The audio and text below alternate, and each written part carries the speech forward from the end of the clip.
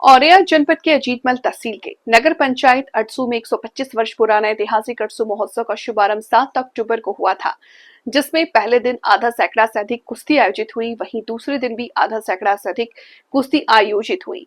समय अधिक होने के चलते करीब 19 कुश्ती नहीं हो सकी। कुछ पहलवान बिना कुश्ती लड़े ही मायूस घर लौटे, लेकिन चेयरमैन प्रतिनिधि स्वदेश पारेवाल द्वारा आए हुए सभी पहलवानों का सम्मान किया गया।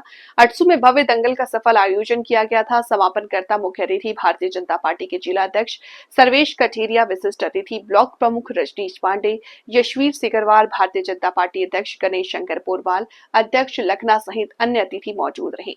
इस दंगल में हरियाणा, पंजाब, राजस्थान, उत्तर प्रदेश, दिल्ली आदि राज्यों क्षेत्र के आसपास की जनपद से आए नामी पहलवानों ने भाग लिया था।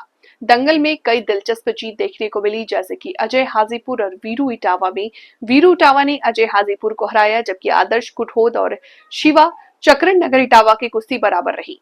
महिला पहलवान अंशु गाजियाबाद और पूनम हरियाणा में पूनम हरियाणा ने अंशु गाजियाबाद को पटकनी दी। वहीं अंतिम रोमांचक कुश्ती रामेश्वर पहलवान हाथरस, भारत केसरी और शमशेर पहलवान पंजाब केसरी के बीच रही। ये कुश्ती 1,11,000 की थी, जो बराबरी पर रही। सफल आयोजन में कमेंट्री की भूमिका प्रभाकर कुशवाहा एवं रेफरी की भूमिका विद्यार्थी पहलवान भरमाऊ कानपुर देहात के द्वारा किया गया।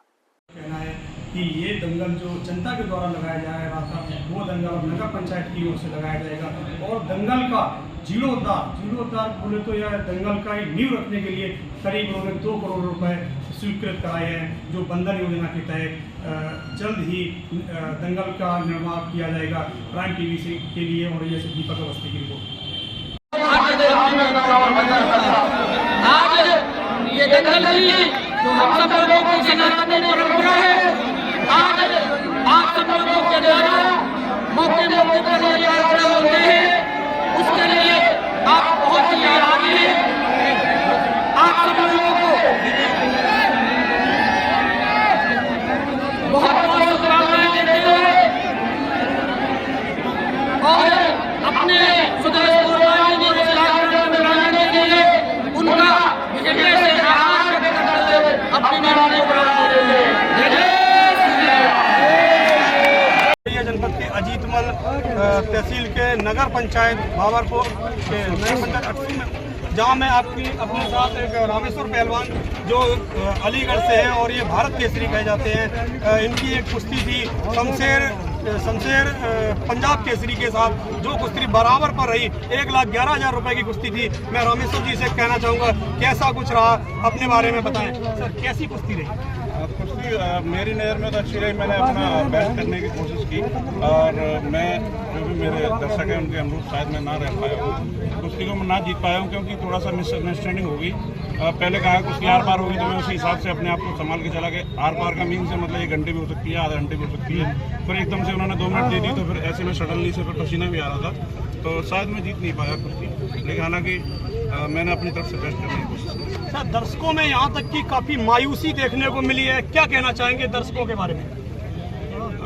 दर्शक काफ़ी संख्या में थे। मैं यहाँ पर आ गया था समथिंग 2 बजे से लगातार इतना क्राउड, बहुत अच्छा आयोजन, बहुत अच्छा दंगल। और मैनेजमेंट को भी मैं बहुत बधाई दूंगा कि इतने पहलवानों को आपने संभाला, और साथ ही साथ पुलिसकर्मी और आप मीडिया बंधु, आपका भी बहुत बहुत आभार, क्योंकि इतने टाइम तक लगभग 10 बजने वाले होंगे हम लोग होंगे, आप अब तक कवरेज कर रहे हैं, आपका भी बहुत बहुत आभार। जी साहब, यहाँ पर रामेश्वर पहलवान जिला भारत केसरी का साफ तौर पर कहना है कि यहाँ ये दंगल काफ़ी अच्छा रहा और यहाँ पर आयोजकों ने काफ़ी अच्छी व्यवस्था की। यहाँ पर रामेश्वर पहलवान जी ने कहा कि यहाँ ये बराबरी जो भी बराबरी पर रही है, मैंने अपना 100% देने का प्रयास किया है, और जो पंजाब केसरी पहलवान थे तो उनको मात देने में नाकाम रहे। प्राइम टीवी के लिए दीपक अवस्थी, औरैया से। मैं औरैया जनपद के अजीतमल तहसील के ग्राम नगर पंचायत अटसू में हूँ, जहाँ मैं आपकी बात हमारे साथ हैं शमशेर पहलवान जो पंजाब केसरी और भारत केसरी रहे हैं। इनकी आज अंतिम और निर्णायक अंतिम कुश्ती रही है, जो कि रामेश्वर पहलवान भारत केसरी के मध्य रही है। मैं जानना चाहूँगा कि शमशेर पहलवान पंजाब केसरी कैसा कुछ रहा है। जी सर, क्या नाम? मेरा शमशेर शमशेर पंजाब केसरी। हाँ, शमशेर भारत। सर, आप अपने बारे में दर्शकों को बताइए कि कैसा रहा आज का दंगल। और बहुत ही बढ़िया दंगल रहा आज का, और बहुत बढ़िया कुश्ती हो रही थी, और कुश्ती 1,11,000 ही करवाई गई हमारी और कुश्ती बराबर में रही। दर्शकों ने बहुत प्यार दिया और लोग प्यार करने लगे। जी, आप अपने बारे में दर्शकों को ये बताइए, आप कहाँ यूपी के अलावा कहाँ किन राज्यों में आपने कुश्ती की है और क्या क्या रिकॉर्ड रहा है अपना? मैं भैया हिमाचल और यूपी के छोड़े पूरे इंडिया जितना है ना शहर में लड़ चुका हूँ। जितनी भी इंडिया पहलवान और बाहर के पहलवान उनसे मेरी कुश्ती। जी, ये साफ तौर से शमशेर जी पंजाब केसरी का कहना था, इन्होंने भारत के हर कोने में और दमदार कुश्ती लड़ी है और ये भारत केसरी भी रह चुके हैं। प्राइम टीवी के लिए औरैया से दीपक अवस्थी की रिपोर्ट। अटसू महोत्सव में दंगल के समापन पर आप मुख्य अतिथि के रूप में आए हैं, क्या कुछ कहना चाहेंगे, क्या कुछ है दंगल के बारे में? ये अटसू का जो दंगल है ये ऐतिहासिक दंगल है। ये लगभग 100 वर्ष से इसको ऊपर हो गए, लगभग 125 वर्ष हो गए और ये बराबर दंगल चल रहा है। और दंगल हमारी सनातन परंपरा है, सनातनी खेल है। और आज जो यहाँ अटसू में ये दंगल का आयोजन अब कुछ दिनों से नगर पंचायत अटसू की तरफ से होने लगा और नगर पंचायत अटसू के हमारे चेयरमैन प्रतिनिधि आदरणीय स्वदेश पोरवाल जी के द्वारा ये आयोजन था और इन्होंने इस समापन कार्यक्रम में हमें मुख्य अतिथि के रूप में बुलाया। हम इनका बहुत हृदय से आभार व्यक्त करते। हमारे साथ हमारे जिले के आदरणीय वरिष्ठ उपाध्यक्ष और आपके जीत मंत्री ब्लॉक प्रमुख आदरणीय रजनीश जी भाई साहब हैं। हमारे साथ में हमारे ये नगर पंचायत लखनऊ के अध्यक्ष भी उपस्थित, गणेश शंकर जी उपस्थित हैं।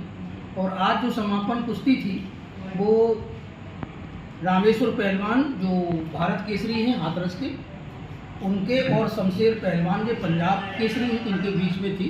ये कुश्ती 1,11,000 की कुश्ती थी। बहुत अच्छा आयोजन हुआ।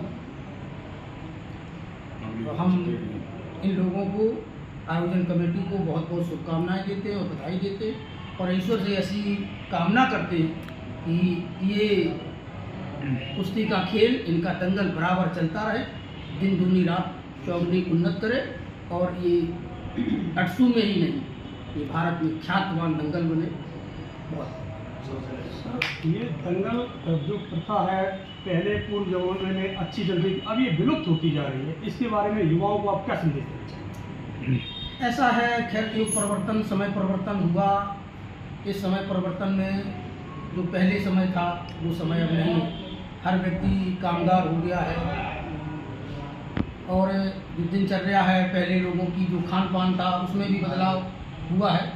इस वजह से मैं तो अपने युवाओं से चाहूँगा कि अगर वो कुश्ती से जुड़ते तो कुश्ती से जुड़ने से जो उनकी शरीर है, अगर कुश्ती के लिए वो तैयार होंगे, सुबह उठेंगे, मेहनत करेंगे, उनका शरीर बलिष्ठ रहेगा और बलिष्ठ रहेगा तो भारत भी बलिष्ठ रहेगा। तो ये नौजवानों को करना चाहिए, इन सब चीज़ों पर, इस खेल पर ध्यान देना चाहिए। यहाँ पर हमारे साथ भारतीय जनता पार्टी के जिला अध्यक्ष सर्वेश कठेरिया जी ने हमारे बीच वार्ता की और उन्होंने बताया कि यहाँ पर समापन काफ़ी अच्छा रहा और यहाँ पर जो कुश्ती थी काफ़ी रोमांचक कुश्ती रही जो कि बराबरी पर रही। मैं आपको बताना चाहूँगा कि यहाँ पर जिला अध्यक्ष जी ने ये इस कुश्ती का दंगल का समापन किया है। प्राइम टीवी के लिए औरैया से दीपक अवस्थी की रिपोर्ट। रामेश्वर पहलवान जी से मैं जानना चाहूँगा कि उनकी इंस्टाग्राम और फेसबुक आईडी किस नाम से है, जैसे युवा कुछ और यूट्यूब आईडी किस नाम से है, कुछ युवा फॉलो करना चाहते हैं या रामेश्वर पहलवान जी को अनुसरण करना चाहते हैं, जानना चाहेंगे? मैं मेरे रील से बधाई दूंगा, आपका आभार करूंगा कि आपने आज तक मुझसे ये वाले क्वेश्चन किसी ने नहीं पूछे, क्योंकि सब ने अपने फ़ायदे की बात की। इससे हो सकता है कि मेरी वीडियो ज़्यादा से ज़्यादा लोगों तक पहुँचेंगी और अच्छी धारणा मिलेगी। ऐसा नहीं है कि अगर मेरे व्यूज आएंगे तो पैसा आएगा, ज़रूरी नहीं है पैसा आएगा, कुछ ना कुछ आपको मिलेगा। और मैं डाउन टू अर्थ रहने वाला आदमी, ज़रूरी नहीं है कि पैसा आएगा तो मैं भाईजान में घूमूंगा, मैं यही चीखूँ, वहाँ जाके तो दिक्कत आ जाएगी। लेकिन फिर मैं बताऊँगा आपको। इंस्टाग्राम आईडी मेरी यादव पहलवान के नाम से है, तो मैंने बनाई तो रामेश्वर यादव से, लेकिन यादव पहलवान हुई पता नहीं कैसे होगी। और मेरी फेसबुक आईडी है रामेश्वर पहलवान त्रिपुरिया, उस पर मेरा ब्लूटिक भी है, रेड कॉस्ट्यूम में हूँ। और मेरी आईडी है यूट्यूब वाली रामेश्वर पहलवान ऑफिशियल, तो ज़्यादा से ज़्यादा हम लोगों को सपोर्ट कीजिए और अच्छी या बुरी आपको वीडियो लगे कमेंट जरूर करिएगा। धन्यवाद। रामेश्वर पहलवान जी जब अपने बिरहूनी में आए थे तो उनका लोगों ने काफ़ी अच्छा व्यूज़ दिया था और मैं कहना चाहूँगा कि जितने भी युवा हैं अधिक से अधिक रामेश्वर पहलवान जी की आईडी को सपोर्ट करें और फॉलो करें और उनको सपोर्ट करें।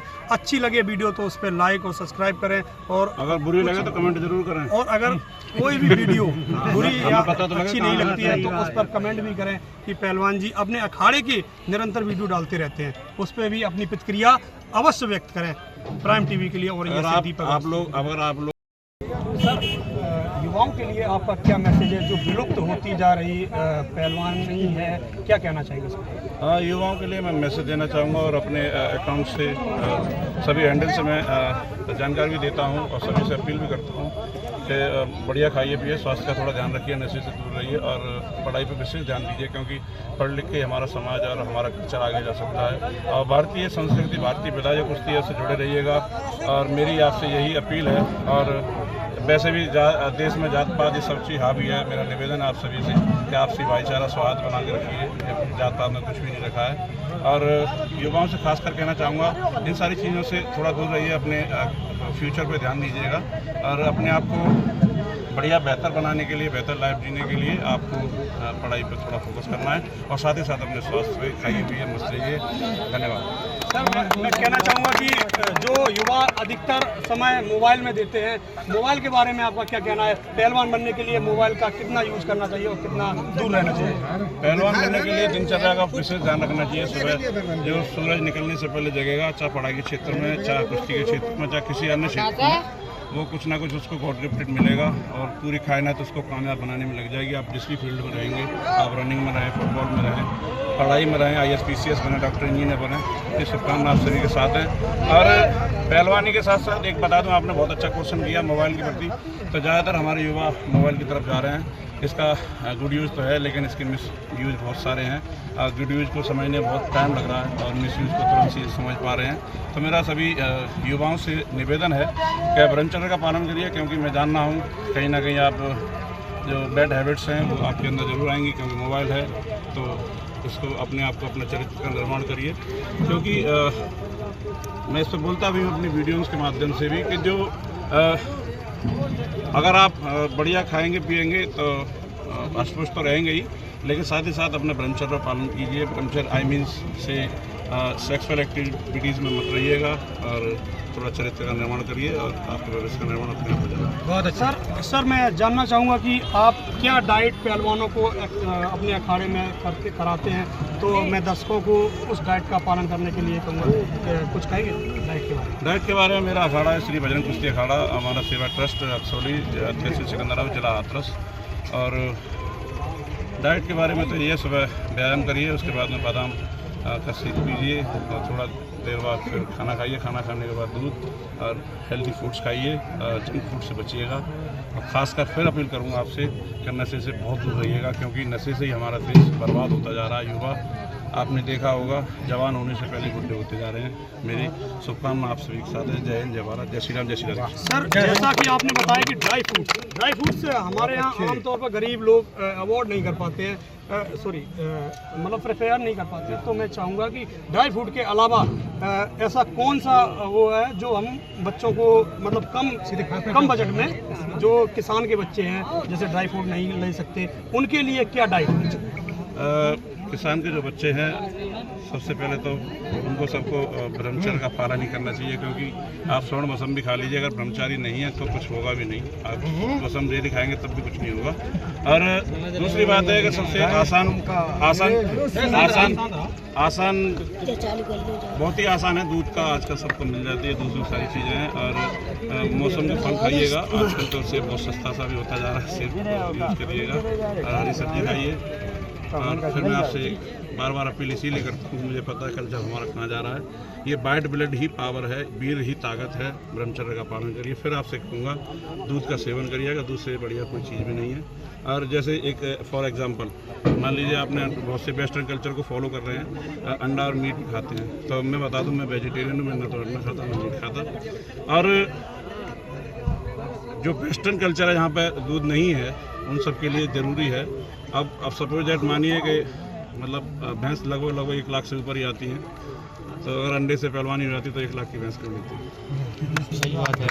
खासतौर पर यहाँ पर रामेश्वर जी पहलवान का खासतौर पर डाइट के बारे में बच्चों को, युवाओं को मोबाइल से दूर रहने और यहाँ तक कि बच्चों को काफ़ी हद तक अच्छी सलाह दी है। मैं यहाँ तक मैं रामेश्वर पहलवान जी का धन्यवाद कहना चाहता हूँ कि युवाओं को उनसे बहुत कुछ सीखने को मिलता है और ये अपने यूट्यूब चैनल पर और अपने इंस्टाग्राम पर भी निरंतर रील डालते रहते हैं और अखाड़ों की भी रील डालते रहते हैं। सभी लोगों से अच्छा, आप जरा अंदाज करके देखिए, मेरी उम्र 42 यानी 42 साल की उम्र है। जब मैं 42 साल पर इतना एक्टिव रह सकता हूँ, इतनी एक्टिविटी रह सकती है, लगातार कंटिन्यूस कर सकता हूँ, क्यों नहीं। मेरी बेटी अभी 12th किया उसने और बेटा मेरा 10th में है। तो सोचिएगा मेरे बड़े बड़े बच्चे भी हैं, तो फिर भी मैं बहुत बढ़िया करता हूँ। मैं अपनी नज़र में, शायद आपको अच्छा ना लगता हो, नहीं बहुत अच्छा, लेकिन फिर भी आप हमसे कुछ सीखिए, हमसे कुछ लीजिए और ये सारी विधाएँ, ये सारी चीज़ें हमारे साथ चली जाएंगी। इसका हम इसलिए इसको ज़्यादा से ज़्यादा लोगों को बताते हैं कि किसी का भला हो सके। धन्यवाद। यहाँ पर रामेश्वर पहलवान जी ने युवाओं के लिए काफ़ी कुछ अच्छा कहा है। प्राइम टीवी से इंस्टाग्राम आईडी जी।